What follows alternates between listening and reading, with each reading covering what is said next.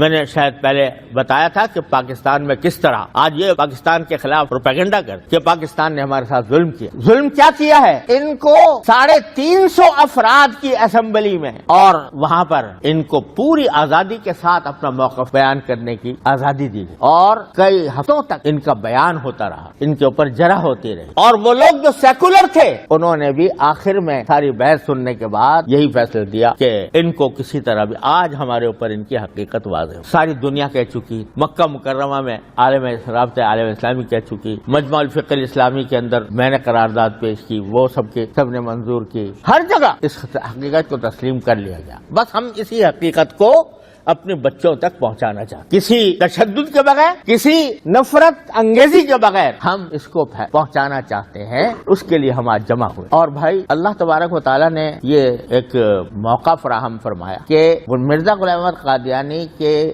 کتابوں کے جواب میں اور اس کے دعوے کے جواب میں جن علماء کرام نے کتابیں لکھی وہ کسی ایک مسلک سے لوگ تعلق نہیں رکھتے. علماء دیوبند میں حضرت علامہ انور شاہ صاحب کشمیری رحمۃ اللہ علیہ نے اس کا علم اٹھایا. بہاولپور کے مقدمے میں حضرت مولانا شبیر احمد صاحب عثمانی, حضرت مولانا مرتضی حسن صاحب چاندپوری, حضرت مولانا مفتی محمد شفیع صاحب رحمۃ اللہ علیہ, حضرت مولانا بدر عالم صاحب رحمۃ اللہ علیہ, یہ سب کا قافلہ بہاولپور میں گیا تھا انگریزی حکومت کے دور, اور وہاں اس حقیقت کو واضح کیا اور فیصلہ بہاولپور کے مقدمے میں مسلمانوں کے حق میں. حضرت گولڈر شریف کے پیر مہر علی شاہ صاحب رحمت اللہ تعالی علیہ, انہوں نے مسکت کتابیں لکھی اور انہوں نے دلائل کے ڈھیر لگا دیے, اور اس درجہ کہ مرزا نے ایک پوری کتاب حضرت پیر صاحب رحمت اللہ علیہ کے جواب میں لکھنے کی کوشش کی, تحفہ گولڈرویہ. تو جو بریلوی مسلک سے تعلق رکھنے والے حضرات تھے وہ اپنے محاذ کے اوپر, علمی محاذ پر ڈٹ کر انہوں نے مقابلہ کیا. اہل حدیث حضرات میں حضرت مولانا ثناء اللہ صاحب رحمت اللہ علیہ. غرض تمام مسالک کے علماء نے اس وقت سے باتفاق و اتحاد, اور یہ تحریک ختم نبوت جو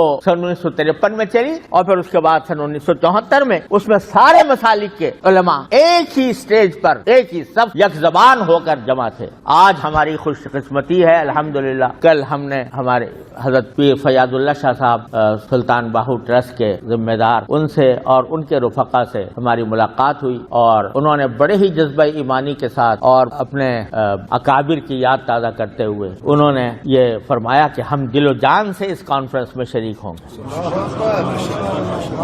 اور نہ صرف اس کانفرنس میں شریک ہوں گے بلکہ آئندہ ہم ایک ایسی باڈی بنائیں گے جس کے اندر تمام مسالک اکٹھے ہوں اور اپنے اس حق کے تحفظ کے لیے پورا کردار ادا کریں گے. انشاءاللہ اس طرح یہ کام جاری رہے گا. اور خوب سمجھ لیجئے کہ اگر اس کام میں رکاوٹ ڈالنے کے لیے مختلف قسم کے حربے بھی آزمائے جا سکتے ہیں. حربے کیا آزمائے جا سکتے ہیں؟ ہماری صفوں میں ایسے لوگ داخل کر دیے جائیں جو جارحیت کا ارتکاب کریں, ان سے ہوشیار رہیں.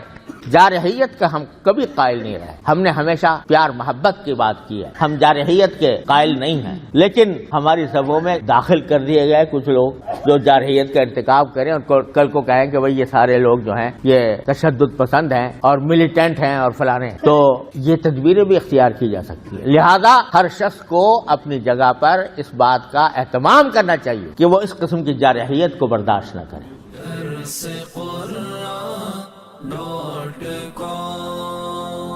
www.darsequran.com